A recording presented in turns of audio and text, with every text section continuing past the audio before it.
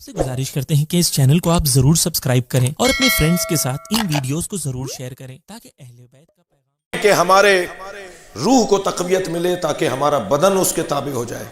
बस जो जितना ताकतवर होगा दूसरे को अपनी तरफ वो राग़िब करता चला जाएगा, अपने तहते फरमान करता चला जाएगा। तो हमें बदन को अगर ताकतवर करेंगे तो रूह हमारी कमज़ोर पड़ जाएगी, और रूह को ताकतवर करेंगे तो बदन उसके ताबे हो जाएगा। मैंने बहुत सारे मर्द देखे हैं जो मैदान से भाग रहे थे, और हमने कुछ औरतें भी देखी हैं जो मर्दों को मर्द बना रहे थे। तो ये कोई ज़रूरी नहीं है कि मर्द ही आगे रहेगा। जिसकी रूह मजबूत होगी वो सरबराही करेगा, वो आगे जाएगा, वो तरक्की करेगा, वो आगे बढ़ेगा जिसकी रूह मजबूत होगी।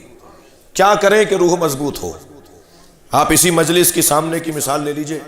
इस मजलिस में बहुत सारे लोग ऐसे बैठे होंगे कि जिन्हें तकिया, गिलाफ, गद्दा, मसनद के अलावा बैठने की आदत नहीं है, लेकिन जैसे ही फर्श अज़ा पर आए जूतियां उतार कर आए हैं और तंग होकर बैठे हैं। यहाँ बदन को तकलीफ हो रही है मगर रूह को ग़िज़ा मिल रही है।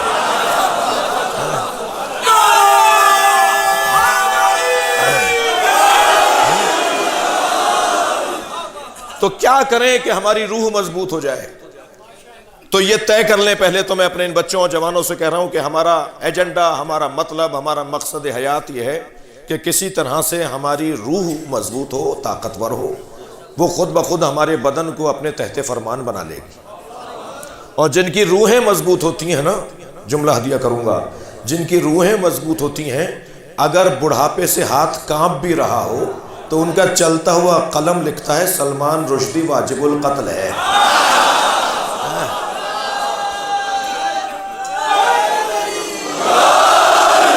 तो एक जुमला पूरी दुनिया में इनकलाब बपा कर देता है।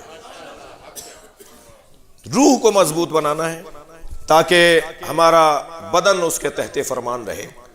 मैं फिर एक और जुमला कह दूं कि अगर बदन मजबूत होगा, ताकतवर होगा, रूह कमजोर होगी तो नमाज में लुत्फ नहीं आएगा जी, अज़ादारी में लुत्फ नहीं आएगा। जुलूस आधा करके लौटाएंगे, थक रहे हैं। अलम का कहीं मसला होगा तो ये फरारी होंगे, कर्रारी नहीं होंगे। तो वो जो बदन को मजबूत करते हैं वो फिर आराम, आसाइश, चैन, सुकून को तलाश कर रहे होते हैं। लेकिन जिनकी रूहें मजबूत होती हैं तो फिर बदन तकलीफ में भी हो तो उनके ऊपर कोई असर नहीं पड़ रहा होता जी। बाज़ लोगों को तो साल में भी नमाज याद नहीं आती और ईद की नमाज भी मस्जिद चूम के आ जाते हैं, और बाज़ लोग को एक रुकू में सारी रात गुजार देते हैं। वो जो एक रुकू में सारी रात गुजार रहा है वो भी तो हम जैसा ही है, और जिसे नमाज में लुत्फ नहीं आ रहा वो भी हमारी शक्ल का है। दोनों में फ़र्क क्या है? दोनों में फ़र्क यह है कि एक की रूह मजबूत है, एक का बदन मजबूत है। आयतुल्लाह नुख़ुत की उनके शागिर्द फरमाते हैं कि मैं हरम इमाम रज़ा में दाखिल हुआ तो मैंने उन्हें रुकू में देखा।